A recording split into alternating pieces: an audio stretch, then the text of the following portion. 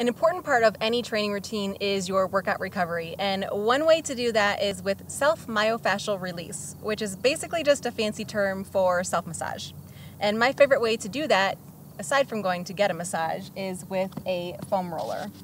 And today I want to show you just a few great ways to use this in order to really maximize your workout recovery. So we're going to start from the top down. And what I like to do is a lot of times we get really tense and tight and carry our stress in our traps, right here.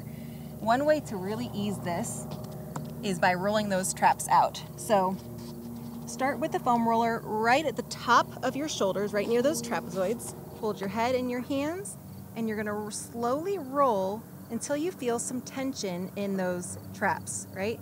So when you do feel that tension, you wanna stop and hold.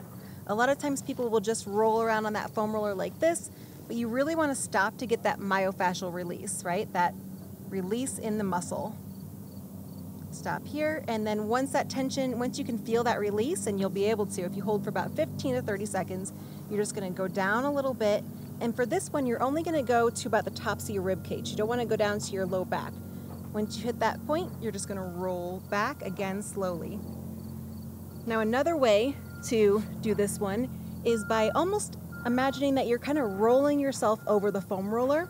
So just really getting that self-myofascial release here and then rolling back. Just rolling and extending at the chest, extending at that thoracic spine, that T-spine.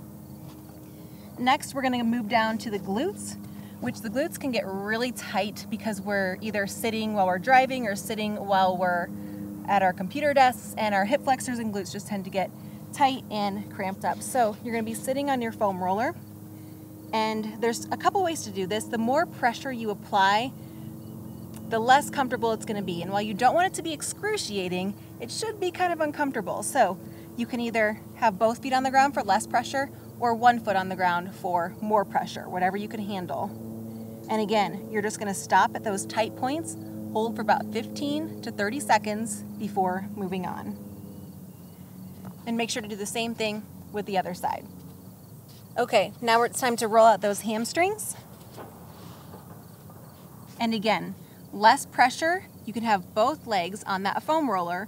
More pressure, you can simply put one leg over the other so you get a little bit more pressure right in the belly of that hamstring. All right, so push those hips up off the ground. Roll into it, hold until you feel that release, and then keep going. And finally, those calves. And this is a little bit more of a sensitive area, so I recommend starting out with both legs here. Again, rolling until you feel that point that's just pretty tender and tight and then hanging out there. If this feels like not enough, you can always cross those legs and really get into the belly of those calf muscles here. One thing I would also recommend is going different angles because we have two major muscles in our calves, the gastrocnemius and the soleus, in order to target both of those. All right, so flipping it over, we got our posterior chain rolled out, we're feeling good. Now time to go to the front of the body. I like to start with quads. So you're going to be on top of the foam roller. Again, same principle applies, right? Less pressure is both legs on the foam roller, more pressure is just one, and you're going to roll vertically on those quadriceps, okay? Make sure to get up near the hip flexor because that's where we really tend to be tight. And then I would recommend stopping about 2 inches short of the knees because then you're just getting into ligaments. We want to stay in the muscle. We also want to make sure we target those IT bands because they tend to be really tight in quite a few people. Perpendicular on the foam roller, you're going to start up near the hip about 2 inches from the hip and then slowly roll down that IT band, again stopping at any tight points. And a lot of people tend to have really tight IT bands, so this area might be a little bit more tender for you.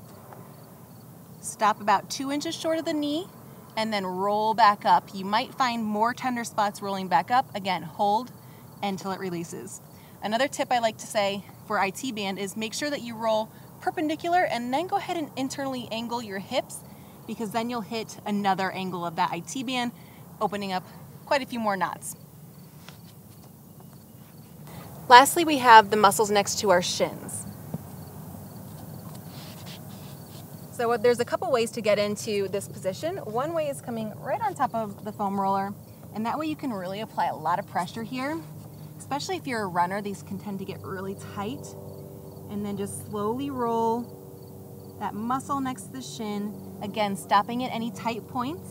If you need a little bit less pressure, you can go ahead and come in front of the foam roller and come to a plank position and roll out the muscle next to the shin in this position.